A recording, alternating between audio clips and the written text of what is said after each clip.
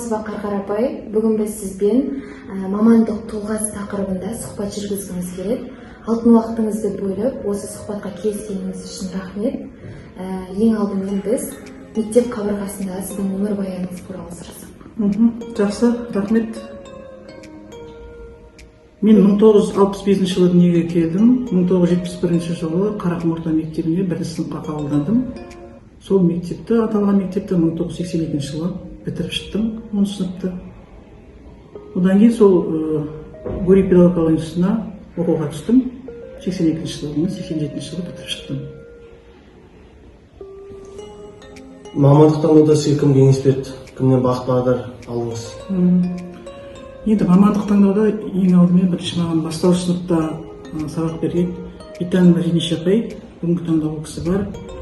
Маған өзіме бастауышта тәрбие берген сол кісі, сол кісінің өнегесін, үлгісін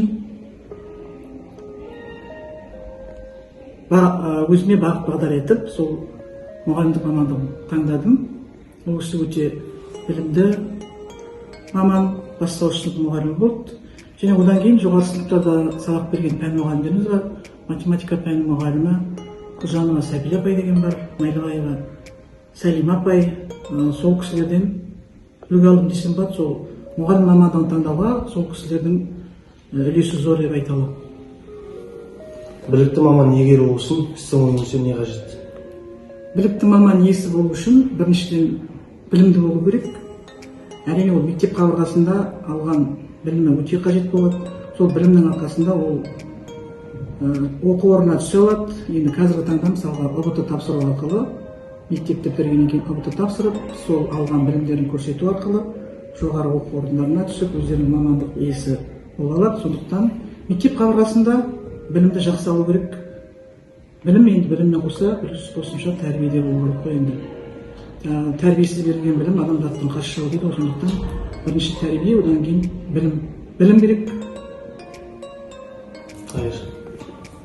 Келесі соңғы сұрағымыздың бірі, біздің осы оқушыларға қазіргі таңда мамандық таңдауда ең қажет деген қандай ақыл кеңестер айтасыз, өзіңіздің тәжірибеңізден өткен? Енді біріншіден мамандық таңдауда бала шатыспау керек. Жар таңдаудан шатыспау керек, мамандық таңдаудан шатыспау керек дейді ғой. Сондықтан бірінші сіздерге қазіргі таңда мамандық таңдаудан шатыспауларыңыз керек. Осы бастан әр бала өзінің мамандық, қандай мамандық таңдайды, соны осы бастан таңдап қою керек, және сол бағытта өзі жұмыстану керек. Қазір мысалы сіздер 10 сынып оқып жатсыңдар ма, келесі жылы уже ұбт тапсырасыңдар.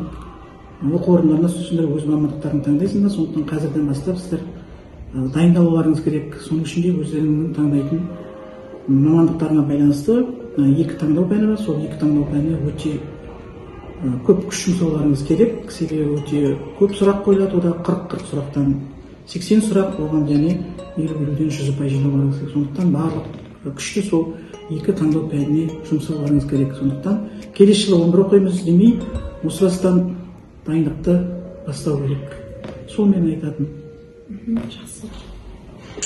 Сізге көп рахмет. Сіздің бізге берген пайда кеңестеріңіз бізден кейінгі оқушыларға және де бізге үлкен пайдасы септігі тиеді деген ойдамын.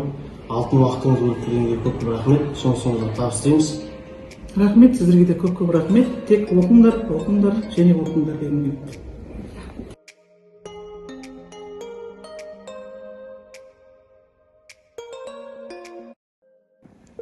Сәлеметсіз Дәрия апай. Бүгін біз сізден мамандық тұлғасы тақырыбында сұхбат алғымыз келеді. Ең алдымен алтындай уақытыңызды бөліп бергеніңізге рахмет. Ең алғашқы сұрақ, мектеп қабырғасында өмірбаяныңыз туралы айтып өтсеңіз. Сәлеметсіздер ме? 10 сынып оқушылары, мен аты-жөнім Ақангүл Нажақашқызы. Осы Боранқұл аудандық ауруханасында аға медбике болып жұмыс жасаймын. Мектеп қабырғасында өмірбаяныңыз деп жатырсыздар ғой. Енді қысқаша айта өтейін. Мен осы ауылда Қарақұм орта мектебінде білім алдым. Ең алғашқы ұстазым Төрешова Жұмагүл апай болып, сол кісінің білім нәрін сіңіріп, бастаушымызды аяқтап, ары қарай Бесенғалиева Ұлбекен Қабиқызының жетектеуімен сынып жетекшіміз болып, сол кісілердің берген білімдерімен, тәрбиелерімен жақсы нәтижеде, жақсы үлкен жағдайда біздер білім алып өстік. Мамандық таңдауда кімге сендіңіз немесе бір бағыт бағдар бердіңіз? Мамандық таңдауда ең бірінші менің өзімнің қалауым болды. Осы мамандықты жақсы көріп, кішкентайымнан өзім ойнаған кезде де дәрігер ойынын ойнап, өзімнің қытайымнан бастап осы мамандықты қатты сүйдім. Осы өзімнің қабілетімнің және де дәл қазір уақытта осы қоғамға осы мамандықтың аса қажеттілігін ата-анам үнемі соны есіме салып отыратын болды. Және де өзім осы 10 сыныптан бастап үйдегі жаңағы ата-аналарыма, кішігірім үйдегі ағаларыма жаңағы подшипникке укол салып, инъекция жасап көріп солай жүрдім. Бірақ оларда басында қорқыныш болды, бірақ менің уже соған қабілетімді байқағаннан кейін осы саланы меңгеріп алып кететінімді және осы саланы жақсы оқитыныма сенім артты ата-анам. Ең бірінші ықпалды ата-анам берді. Және де өзімнің қалауыммен осы мамандықты таңдадым. Білікті дәрігер болу үшін сіздің ойыңызша не қажет? Білікті дәрігер болу үшін ең бірінші білім қажет. Яғни дәрігер деген мамандық ол үлкен жауапты, үлкен саладағы мамандық. Яғни оны білу үшін білімнің ішінде практиканы да теорияны да қатар меңгерулеріңіз қажет. Яғни біз теория жүзінде білгенімізді практика жүзінде көрсете білуіміз керек. Адам өміріне арашасы мамандық болғандықтан біз әлі де ізденісте білімді күнде жаңартып отыруымыз қажет. Келесі соңғы сұрақ, біздің оқушыларға мамандық таңдауда қандай ақыл-кеңес бересіз? Қазіргі енді мамандық таңдауда мен 3 бағыт бағдарды меңгеріп айта аламын. Яғни ең бірінші мамандық таңдауда сіздер осы қоршаған орта оқушының қалауы және қабілеті болу керек. Қоршаған орта дегеніміз бұл сіздің ата-анаңыздың бағыт-бағдарын ескеруіңіз қажет және оқушының қалауы болу қажет. Қалауы және қабілеті дегенде, яғни сіздің қабілетіңізді өзіңіздің ата-анаңыз күнде сіздің кішкентай бала кезіңізден бастап сіздің қабілетіңізді меңгереді. Сіздің қабілетіңізге қарай сіз қай салаға қабілетіңіз бар, сол салаға бағыт-бағдарды беріп отыратын ата-анаңыз.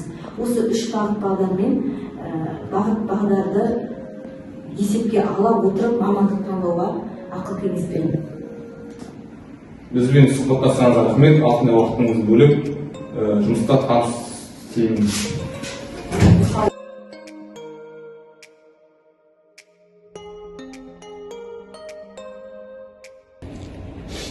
Саламатсыз айтсақ өтпеді, біз Апорный орта мектебінің 10 сынып оқушыларымыз.